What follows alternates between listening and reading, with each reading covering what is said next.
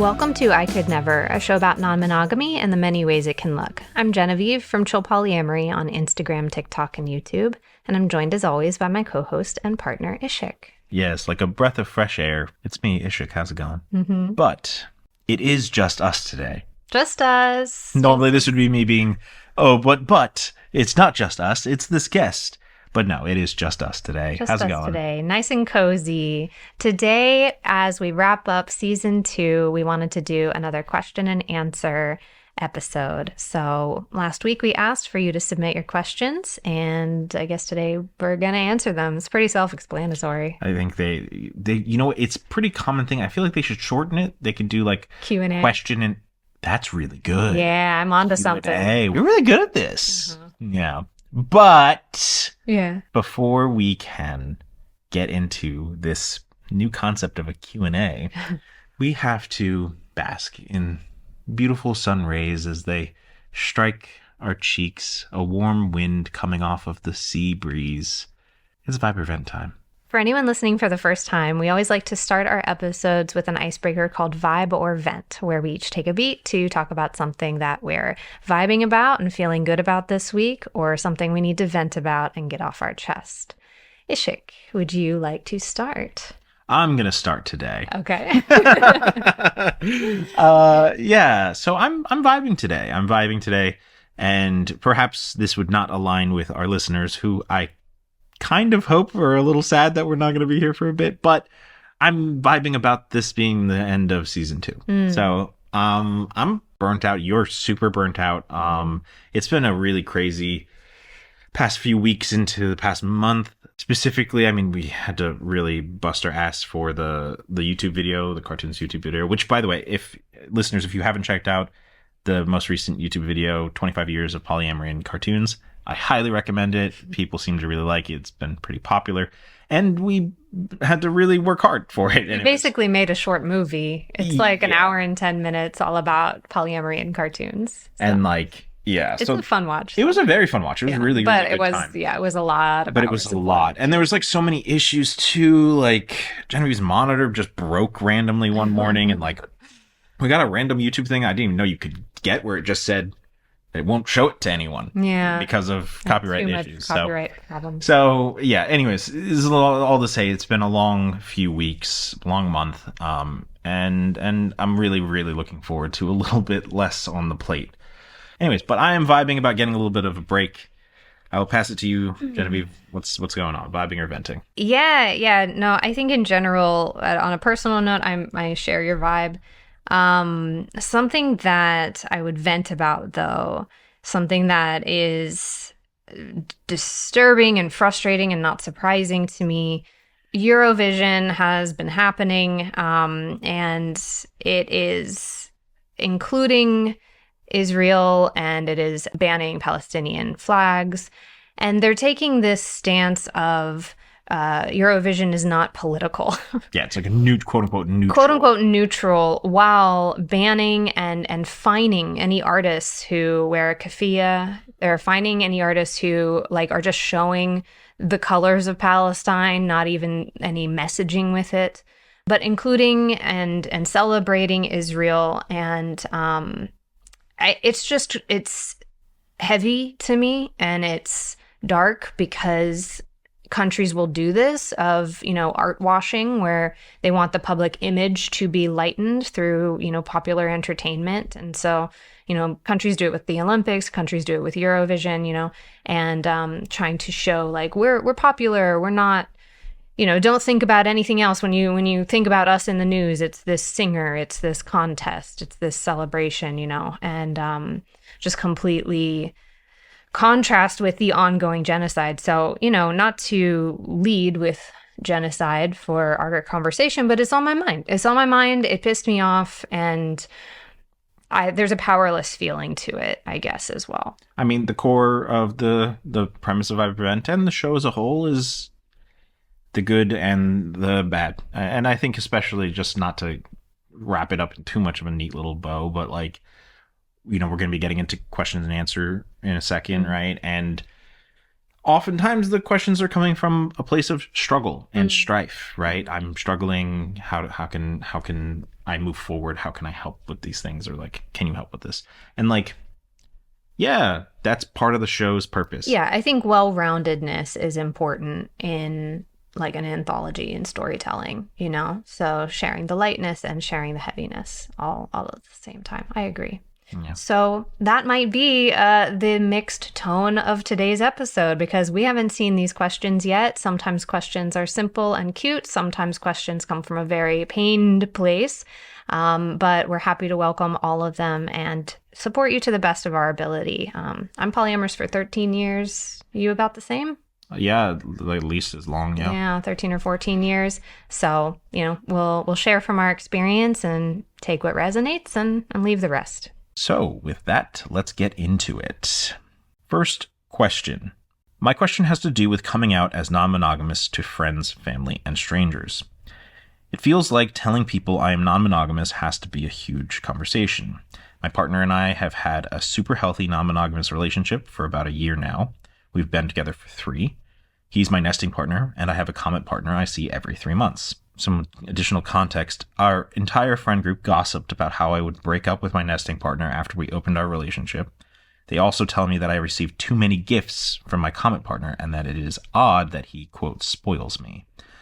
Constant unsupportive comments like this make me want to hide this part of me, even though I feel that I have so much love in my life. Why wouldn't I want to share my experiences? I've also been told that non-monogamy is an unprofessional topic to bring up. Okay. What is your opinion on that? I live in LA. I would imagine that this wouldn't be an issue. Why can my coworker talk about his wedding over beers, but I can't talk about my common partner visiting for the weekend? Mm-hmm. How do I make conversations about my partners and relationship dynamics lighter and healthier with friends that I have? That's great. This is an awesome question. Thank you so much for sending this in. Why are your friends saying those things about you? What the fuck? You know, that's all I could think about when you're saying that the active discouragement, the gossiping behind your back, the predicting your failure, maybe even wanting it to fail. Like, they don't sound like safe people to really like bask in your happiness on this topic around. And that sucks, because who you bring close is a big part of your life. So, I mean, I think that what I'll say about it is actually, it sounds like what's probably happening. Now, again, this is something I say all the time with these question and answer bits, is we are getting a very limited window. That's true. Into people's lives, into their circumstances. And so if, for instance, you are the author of this question and you don't relate to what I'm saying, or it sounds like I'm reading into things too much, please forgive me. That's not my intention. I have to just go off of what we've got, right? Mm-hmm. But what I'll say is this. I'm hearing a premise of how to cater these conversations to people who are not supporting it and supporting you in a non-confrontational way. And frankly, and I think speaking to what Genevieve was saying, there needs to be a bit more confrontation on the way you're being received, right? So if your friends are being kind of shitty, I'm not going to sit here and say that they're not your friends. I would say that as it currently stands, they don't seem like very supportive people that you can trust with your personal details about your relationship. But they might be your friends and you know, people you want to share time and spend time with and share activities with in general, and that they are just shitty about this, which means that there might need to be some confrontation about how they've been talking to you and how they've been treating your relationships, right? And so the same kind of goes with work. It is not, to my knowledge, in where you're at, it is not illegal to be non-monogamous. It is not legal to be fired on the premise of that, or to be discriminated. I don't know that that's true. Some people get fired. I think it's company by company. It's not a protected class. So when it comes to the professional part of it, I think it really depends on your job and sort of weighing the risk reward of public opinion there, like harming your professional career. Because even though I agree with you that like we should be able to talk about the people we're close to, why is monogamy professional and this isn't? I am not as optimistic that people saying that would change their minds or would be sympathetic. So then I lean a little bit more self-protective. But coming back to your interpersonal friends, are there some that you feel really close to that you feel okay to be vulnerable with? Because sometimes if a person genuinely means well, if you get that one or two of them actually are worried about you and it's coming out as a joke of the gifts that you're getting, but maybe they're worried about you, if that's the intent that you're picking up on, then I usually would pull one or two people to the side and be vulnerable and open up with how hurtful what they're saying is, or would you be willing to say this to me instead, or ask me and be curious instead of deciding what's happening. But if there are people, if there's gossip and such, that they're closed off, they're less okay to be vulnerable around, that might even be ammunition for more gossip, right? You can judge that based off of what you know about them.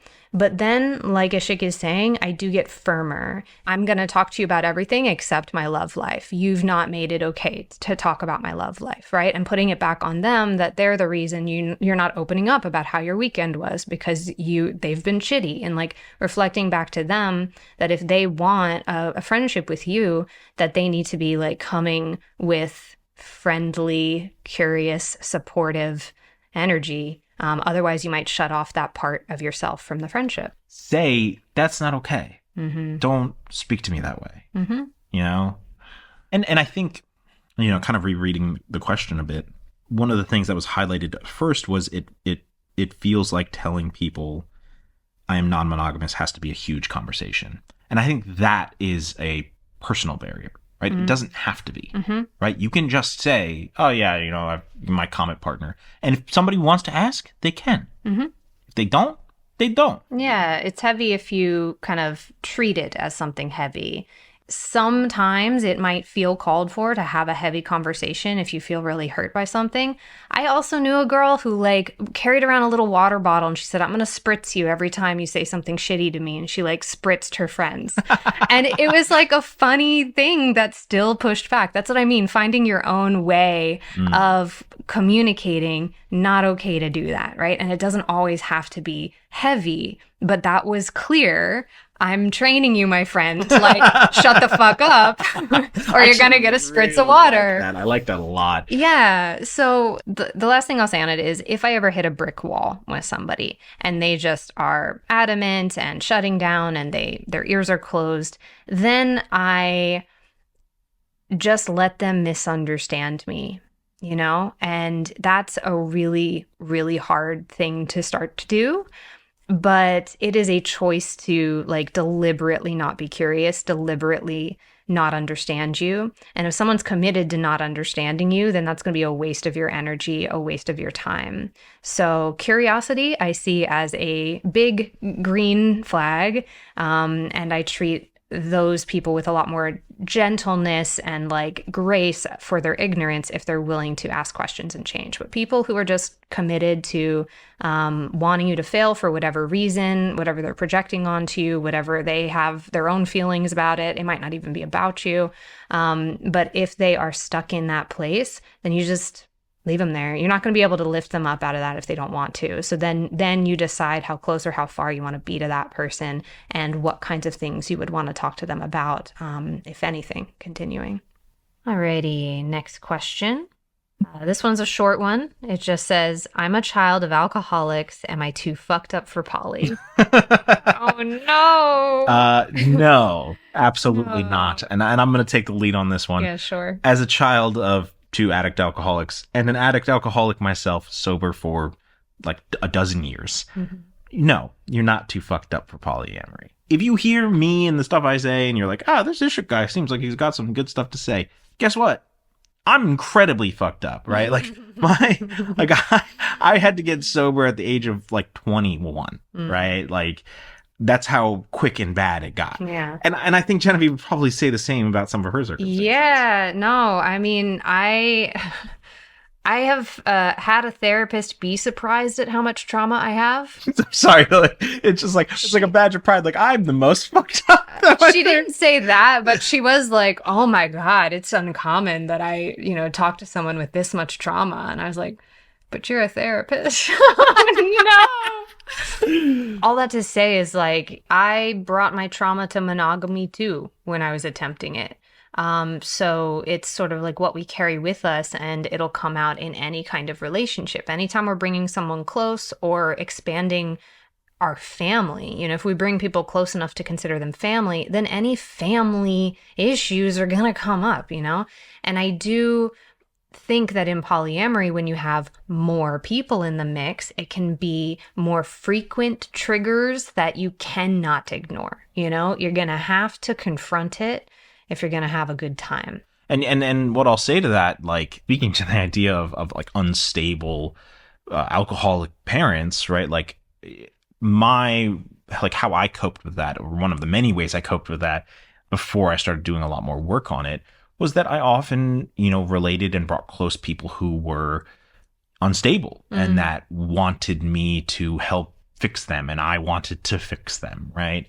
And learning and doing the work around that, and recognizing that that is not the foundation of a good relationship. That was more important, and that was work that I had to do about monogamous relationships. There were partners that my trauma kept coming up again and again and again because they kept breaking agreements and cheating on me. And and it kept the cycle going of I'm with people I'm bringing close people that are volatile, people that are unpredictable or neglectful, just like my family of origin, right? So I do stand by we heal in relationship. You can't go alone into a corner and heal and then emerge ready to be in relationships. Like, we heal together, That was a changing point for me, is once I really only was with people that I was like, yeah, I trust them. Or, if we're human and we accidentally hurt each other, like, we are both committed to rebuilding trust, right? Like, it doesn't have to be, you're allowed to be flawed. But yeah, trauma babies are welcome. I like the question, and I like you. Yeah, it made me laugh. It definitely made me laugh. Yeah, you're not alone. Oh my God, you're not alone. Yeah. Okay, so next question. How do I let go of the guilt I feel for wanting to date again when my partner doesn't? For context, we've been non-monogamous from the start of the relationship and share the same values. I had a serious partner when we first got together, with whom I have since broken up with, and he dated around for a little while. I'm assuming he, in this case, is your current partner, but ultimately decided that he felt saturated at one. He still feels this way, but I am being pulled to date again. How do I get over the monogamy hangover that I'm doing something quote-unquote wrong by dating outside of this relationship? I feel it even though he has told me he is supportive and wants me to explore. I still can't help but feel like I'm doing something wrong here because I'm the only one in my current relationship who wants to date. Help, please. Aww. Yeah. So I will say, just right out the gate, the first thing that jumps out to me is trusting what our partners say, right? If he is saying that he is supportive and he wants you to explore, I believe in taking leaps of faith and trusting our partners if they've only ever shown us that they should be trusted, right? I don't have that as a blanket statement for people who do shady bullshit, but if we've only ever had, good vibes from somebody, then listen to him. Mm-hmm. He came into this relationship with you dating somebody else. You're not doing something wrong.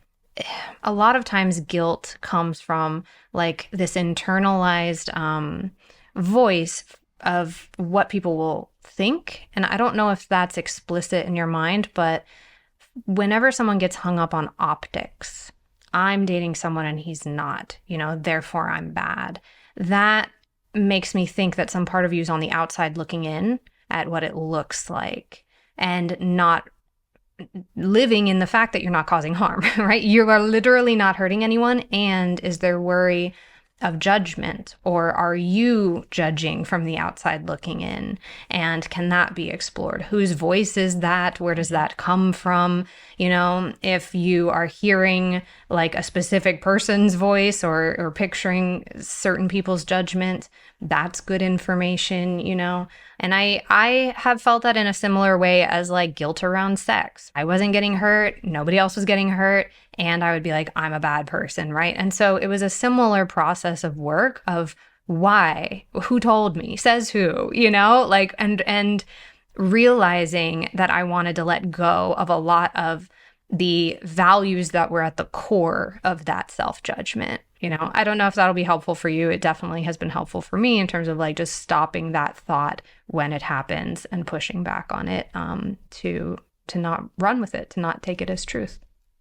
Okay, so here is a little quick bite, a little quibby. How to deal with the fact that my partner dates annoying people that everyone dislikes. Oh no. Is that the whole question? That's the whole question. Literally, how to deal with the fact that my partner dates annoying people that everyone dislikes. Oh, Jesus. Goodness. Everyone. I don't know. Like you said, they're annoying, so it doesn't sound like they're abusive, right? You know, like, so if they're annoying and you just don't want to be around them, you don't got to be around them, right? Like, or if you're feeling pressured to be around them or it's unavoidable, then is there a way to at least be civil? I think that that's fine. You know, we don't all got to be best friends. I would say that your relationship with your partner is your relationship with your partner. And barring what their behavior does with somebody else, revealing something about them that you don't like about dating them, you kind of don't have any power over any of the rest of it, right? You can choose how much involvement you want to have with any of the this person that you perceive that everyone that is annoying and everyone dislikes, but that's about it, right? We can't control our partners. We can't control anyone else. We can control ourselves. And I'll be honest, whenever I am consistently annoyed by a type of person, I do also want to ask why I'm annoyed.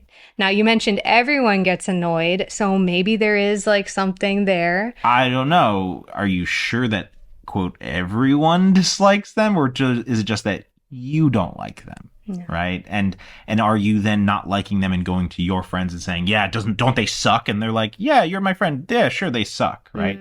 Are you building a case against them? Are you building a case against them? If not, you know, then disregard this part if that's not what's happening. But I'll say if there's any agitation, whenever I'm in a room with someone and I'm agitated, there is info there for me. Why am I agitated? Because I've been in plenty of rooms with people who I think have objectively annoying traits and had peace in my body about it. You know, been like, oh, that guy's pretty annoying. I probably won't hang out with them.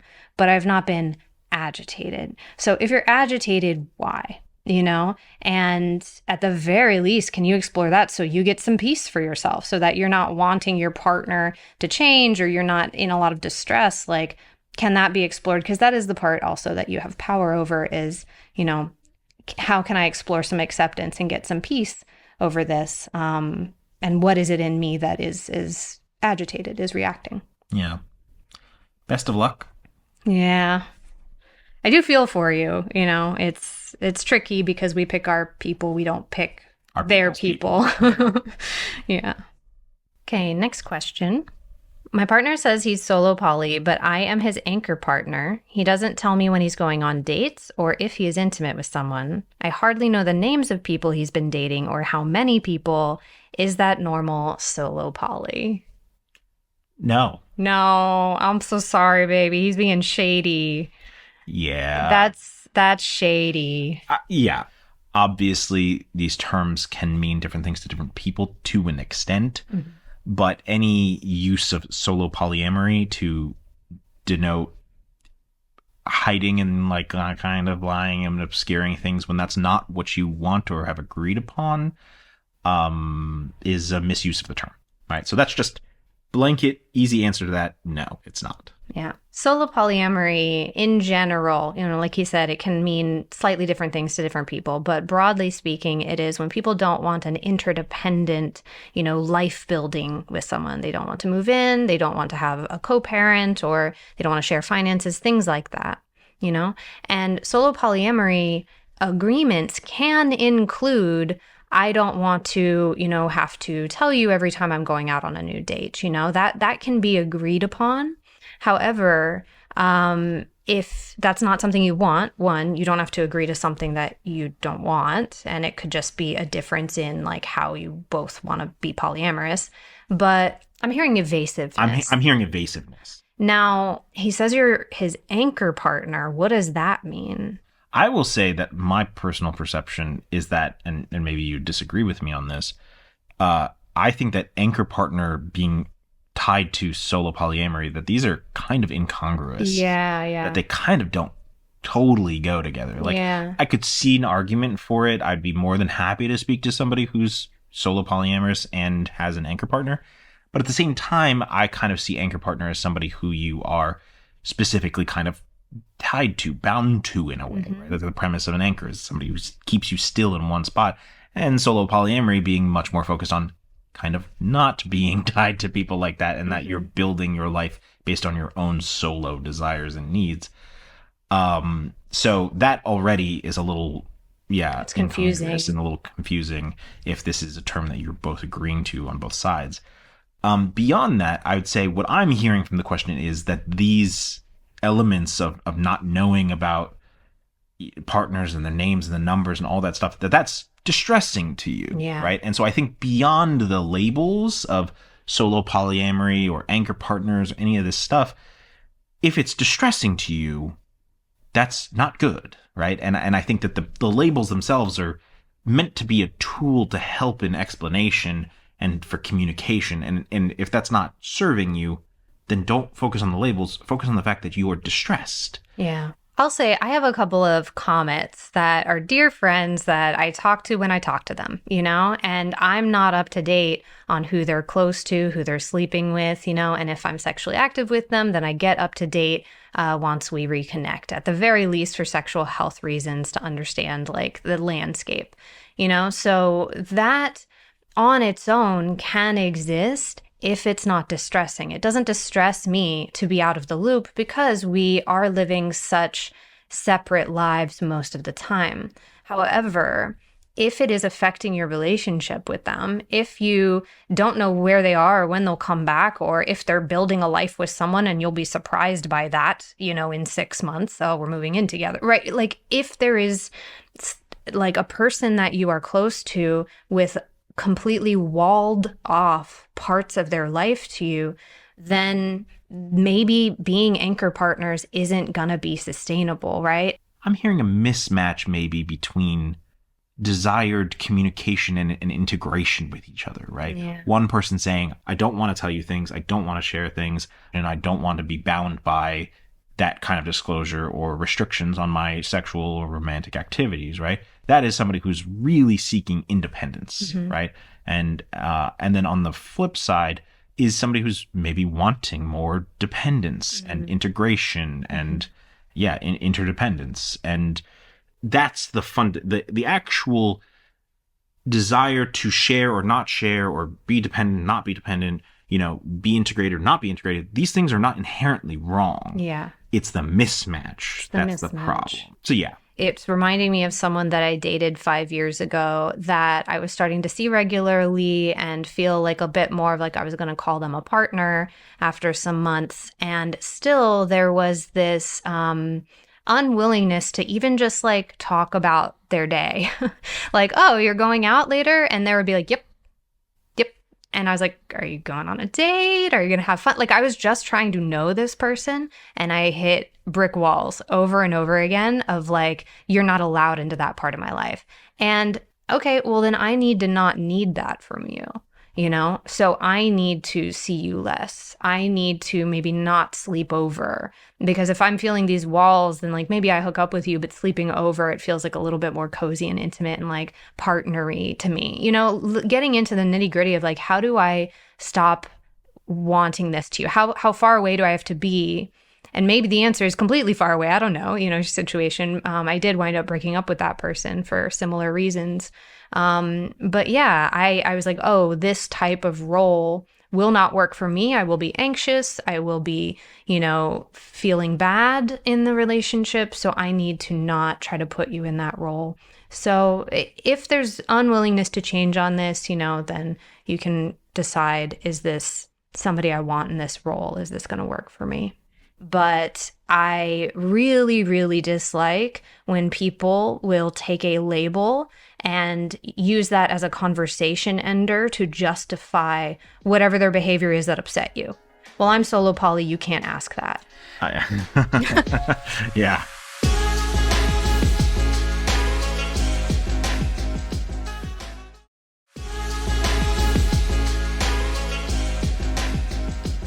Next question. Have you ever had particularly good or bad or just plain odd responses from a therapist about polyamory? Oh, baby. Some therapists don't know what they're talking about. I'm assuming the person who asked it also has a story, which I am wanting to hear. What did they say to you? What did they fucking say? I mean, because you've heard some of the I've heard some stories. Yeah. What's the worst one? The worst one? I heard a story of a person who told their therapist that they wanted to open their marriage, and then the therapist proceeded to talk for several minutes about when they went to an orgy, when the therapist went to an orgy, and the stunned silence and not really knowing what to say about that. Yeah. What I'm imagining that happened in that moment is that the therapist was uncomfortable and trying to relate in. And doing the best they could. And they probably had some clinical training that told them that you can try to relate into this experience to better help their patient, their client, whatever. And so the only thing that they could go to, because they had limited understanding about what the person was talking about with non-monogamy, was like, oh yeah, I've been to an orgy too. Let me tell you about it. And it's like their brain shut off in that moment about how uncomfortable and unacceptable that is to do. And what's the word I'm looking for? Not unethical. Inappropriate. Yeah. How inappropriate that is in that moment. and because they were just like, well, I need to relate in. So it's almost like a robotic. I'm doing robot arms, by the way. It's like a little robotic mental response where they're like, oh, well, I will relate in. What do I have in my memory banks? I went to an orgy once, yes, and then I saw a man put his penis in another man's mouth, and it was very interesting. Why do they have a transatlantic 1930s accent? Because I imagine this motherfucker is old, right? I don't know. They only went to them one time and never went back, so. Yeah, no shit. Yeah. Therapists are people. Yeah, I mean, I think just to be super clear, right? Just to hammer home, we support therapy. And for people who have the resources and capacity and capability to do it, I highly, highly recommend it. And we have to find therapists that match our needs and match our life, right? And I'm not by any means encouraging you to shop around for somebody who's going to tell you that everything you're doing is great and you don't need to change anything, right? That's not what I'm saying either. And if somebody fundamentally doesn't understand or pathologizes non-monogamy, then they're not a good therapist to go to if you're non-monogamous, right? Even a good therapist can be not the right therapist for you if they fundamentally do not understand or agree with non-monogamy. So yes, and that sucks, but it's also reality. And so we have to find people who are aware, understanding about non-monogamy and treat it with respect, right? You wouldn't go to a homophobic therapist if you're gay. You don't go to a polyphobic therapist, I'm making that term up, if you're polyamorous, right? Or and sometimes it's supplemental. People will go to a therapist for all of their trauma needs and then we'll speak to somebody about polyamory to supplement it, So I'm not saying it's an all or nothing thing. On that, I will plug it because she's not.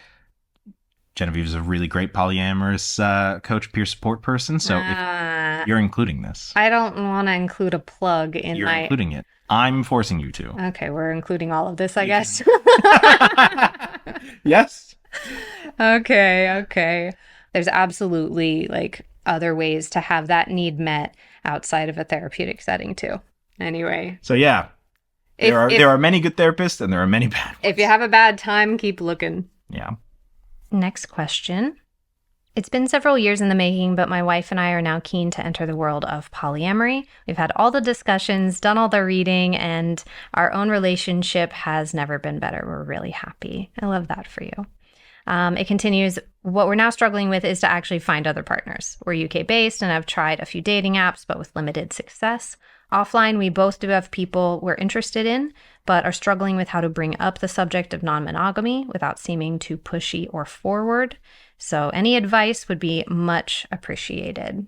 Yeah, I think it can vary in terms of where you're based. People who are in, more rural or small towns, sometimes they will expand their search radius, in dating apps. But you did mention that dating apps have been not the best for you, in which case I often think about where do polyamorous people go?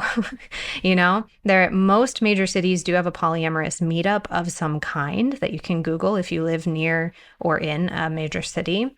And who you meet there might not be people you want to fall in love with. And they also usually have people. So if there's anybody who's cool there, building up more of a community, and at least not feeling as alone or isolated, having more people around you that you can be out and open with. Yeah, if I can jump in on a kind of unrelated element of this for a second. Sure.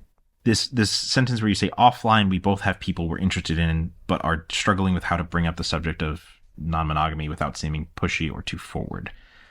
What I'm hearing is some anxiety and some fear about telling somebody you like them. Mm.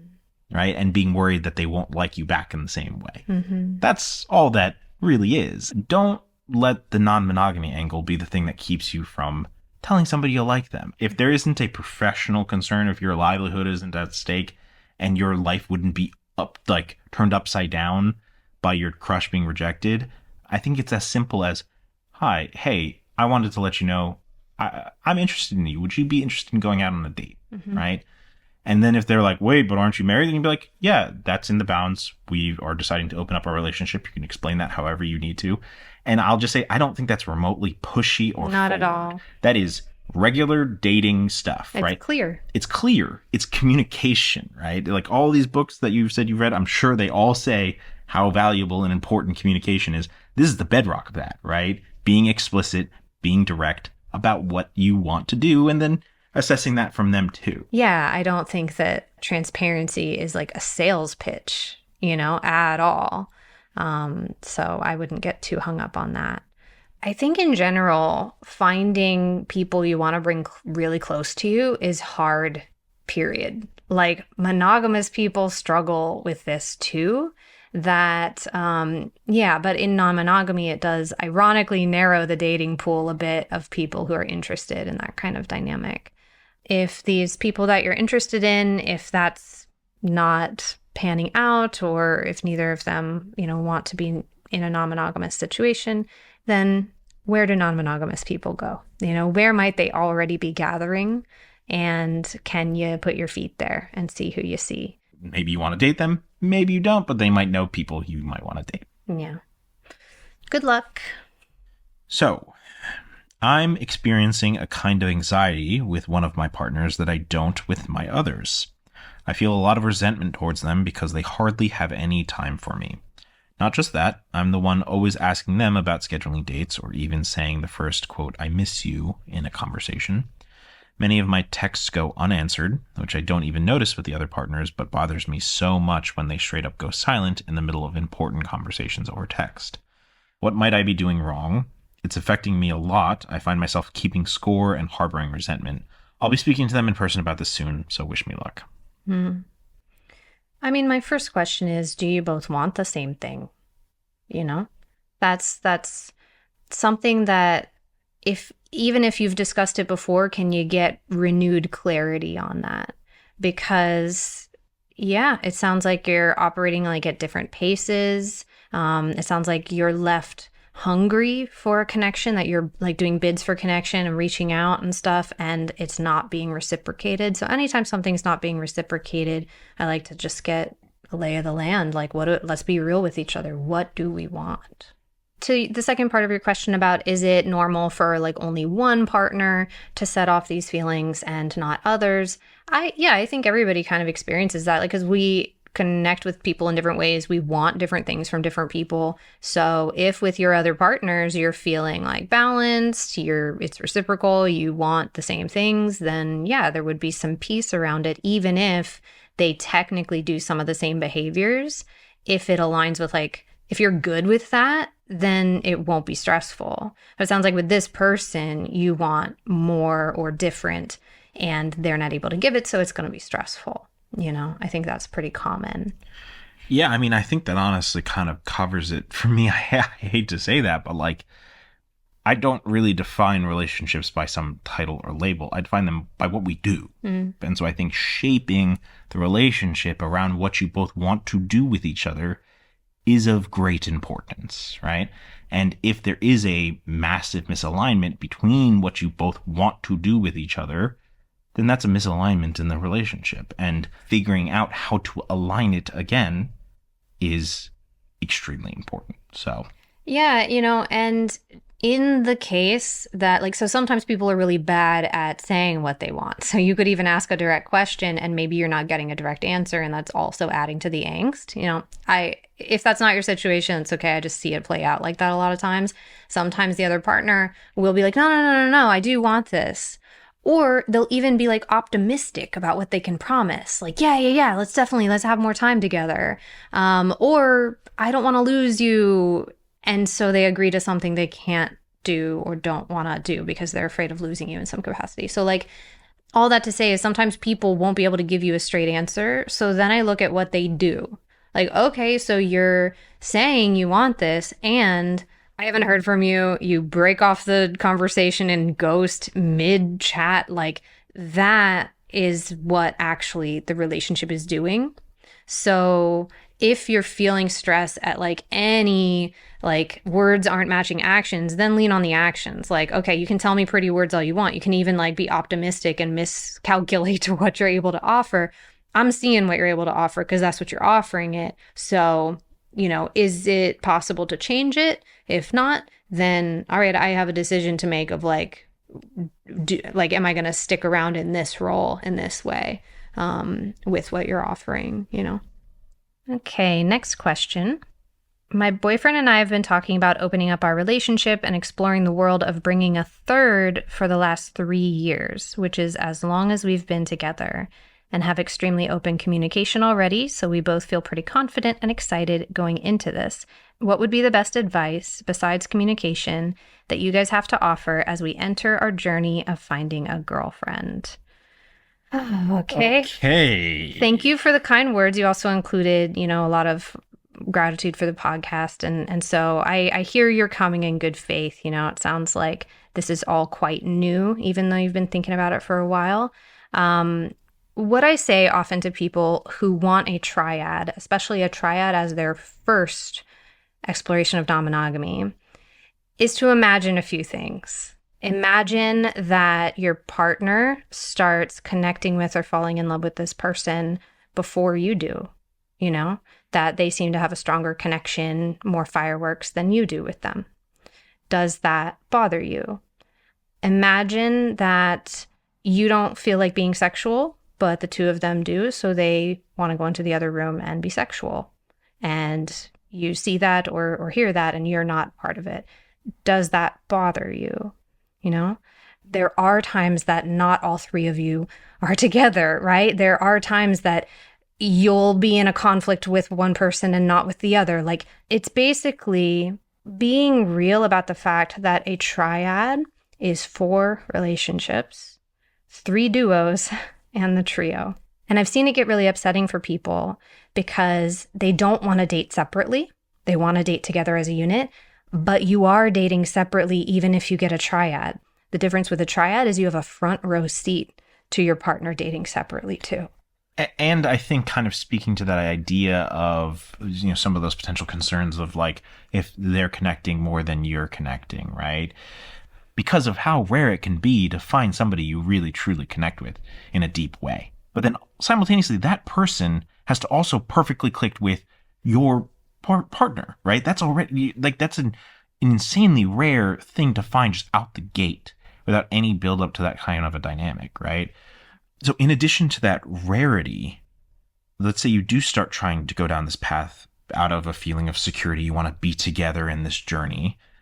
You start meeting somebody and let's say they click with that person and you don't, right? And now the rules that you had set up, the agreements you had made were that you were going to date together.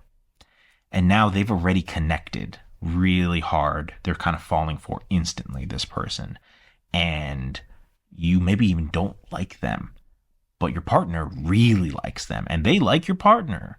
And now because of your previous agreements, now this budding new potential love is getting broken up. They're getting hurt. Your partner's getting hurt. Maybe they resent you for making you break up with, making you break up with this new person that they're connected to.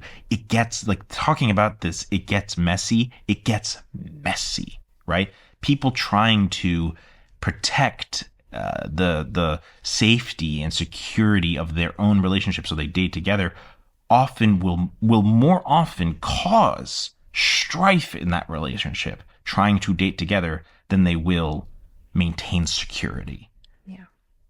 So that's, I think, the biggest thing is not just for the sake of the people who frankly are more often harmed. The so-called unicorns are the ones who are most often harmed or abused or discarded in these situations. So, but if you can't think about them, think about yourself. This is more risky for your relationship with your current partner than it is safe. That's what I would say is maybe don't try to date together to find a girlfriend for the two of you. Maybe date separately and find somebody for yourself and them for them. I'm assuming you're going into this with good faith. It sounds like you're doing a lot of work and you want to be really intentional. I love the fact that you feel solid in your duoship. That is also an early question I ask people is, how are the two of you doing? Because if there's any kind of problem, it's going to get way worse, like inviting more people into it, But I agree with the date separately thing because triads can form. Plenty of people have them. Usually how I've seen that happen is people develop their own one-on-one relationships and organically over months or years, if that person spends enough time and like light falls for your other partner too, that can happen in a really lovely organic way, but it cannot be forced. It only causes pain and strife when you're just like trying to force a certain shape on a relationship. So just, be mindful about how you move forward and, take care of yourselves and think about the people you're dating as well. Okay. So last question. This is a bit of a long one, by the author's own, allowance. This has been shortened a little bit, but I did want to cover it. I have been with my wife for about 9 years and married for 6. We started our relationship under strange circumstances. We were essentially 2 add-ons to a married couple. She dated one spouse while I dated the other. We lived as one quad in one house for nearly 2 years. She introduced the married couple to her family, which did not go well, and she regretted doing so after the fact. While I was quite proud of our quad, it was a source of shame for her as it made her feel uncomfortable and weird. As time went on, she realized that it wasn't working for her. When she broke off from the quad, I broke off too and pursued her when I realized my feelings for her were the strongest after all. We have since been monogamous, and she has not expressed an interest to change this. I have wanted to continue with polyamory, but it's been a non-starter of a conversation topic. She tells me she's so happy with what she has now, and our previous experience with non-monogamy left a bitter taste in her mouth. I feel torn by both a deep loyalty to protect her and a deep knowledge that I simply don't feel wired for monogamy anymore. I keep flirting and falling in love with coworkers and friends, and it's led to a pattern of me awkwardly wrecking those friendships and hurting my wife when I come clean about them. I thankfully haven't cheated aside from flirting, but I am shocked to find that it has started to tempt me, which adds anxiety to both of us when I'm honest about that too. I long to go on dates without shame, but I refuse to do so without her consent. It feels like I'm gambling the most important thing I have on a hunch that will be worth it on the other side. Do you have any tips for reducing the trauma of the inevitable and more insistent, quote, big convo about opening the marriage? Is there any way I can be more certain that it will be worth it? Are there any increments or half measures, or am I still just at the cliff's edge preparing to jump? That's really tough. And I will say that I wanted to include this because this is a really, hard, complicated situation. And I really, really feel for you. So that's a little heartbreaking to hear, just as a start. So thank you for sharing. Yeah. Yeah. I mean, it sounds like, it's crossing your mind about cheating and you don't want it to, that you've been compelled to flirt and you've fallen for people even though you've not, acted upon anything. That tells me that this is unsustainable. So when you say that talking about it is a non-starter, my worry is that it would then, like a conversation ender about something unsustainable could in and of itself hurt the relationship. So is there an ability to have some softening around the talk of it? Can the talk not be shut down? Can the talk be explored of what is scary? Why is it scary? You don't want history to repeat itself. What history? What don't you want to relive? What don't you want to ever have happen again? It doesn't mean by talking about it that you're now committing to something, but this tension, this fear. Yeah, can you pull at that thread a little bit? I mean, so I think there's a couple things I have to say. One, on the topic of the fear, I think it's possible that fear is maybe the driving force for his wife. I don't know necessarily, because what is on the paper, or what we saw, was that she felt uncomfortable and weird and shame, right? And those are in a fashion, maybe she's afraid of feeling those ways. Yeah, that's what I was figuring. But I think that investigating what was it about this previous dynamic, was it just the general premise of non-monogamy that's like weird, quote unquote, in like it's bad? Is it a judgment thing? Where's that judgment coming from? Is it self-judgment? Like really inspecting, I guess, what are her feelings about it. But beyond that, what I kind of want to talk a little bit more about is the fact that it is so clear.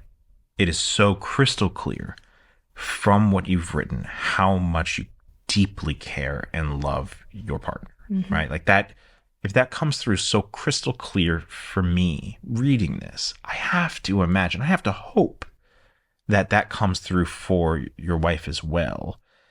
And that is the foundation upon what you would potentially be doing in whatever kind of non-monogamy you pursue, that's what you're building it on. And the picture that I got is that that's not what the original non-monogamy was built on, right? So in terms of how it can be framed differently and to show that it's different, it is fundamentally different. That's the part that I would probably like focus in on, is that she has nothing but evidence from you that you care deeply about her and that you are very, very concerned about her well-being, and that any change around what else you want to do doesn't change that. I feel conflicted here because I would have a lot more questions for her about her original motives for non-monogamy the first time. So did she ever want non-monogamy for herself? Did she ever enjoy this quad dynamic? Even in the early days, it sounds like it, ended really poorly.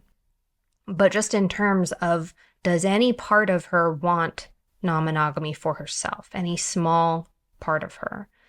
If the answer is no, and it's always been no, and she betrayed herself on day one of going into this quad, then I feel a bit more conflicted. Then it becomes a question of either you shut down a part of yourself or she does.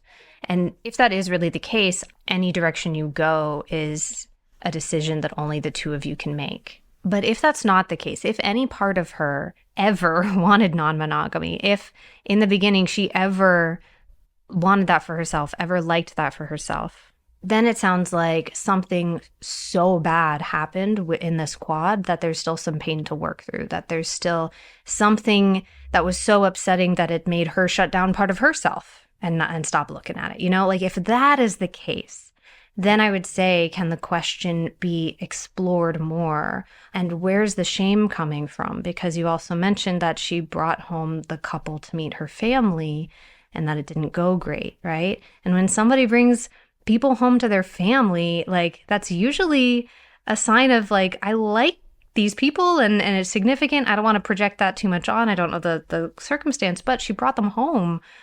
And it sounds like she was surrounded by people who shamed her for that. And she has a lot of that shame too. And regardless of what you wind up doing next, even if you stay monogamous moving forward, can that shame be digested and explored? So I think a lot of my answer depends on what her self-exploration would reveal. Because if somebody really doesn't want this, then it becomes a bigger question. And I'm not really a fan of like people betraying themselves, you included, to be in a type of relationship you don't want. But if some part of her, ever wanted non-monogamy for herself, then I wonder what she might feel after some more healing on what happened. Looking at this as a whole, there has been I think an over focus on her needs and a lack of focus on yours. And that is not because she's a villain or something, just because that's the way that the relationship has maybe shaken out a little bit. And the fact is that a relationship where one person's needs are not being met is kind of unsustainable. We've talked about this, I think, in the last Q&A, rather than seeing this as the decision, the conversation that's going to be the fork in the road in your relationship, that you're either going to be together or you're not, right? Maybe it's just a conversation to be willing to press for more conversations.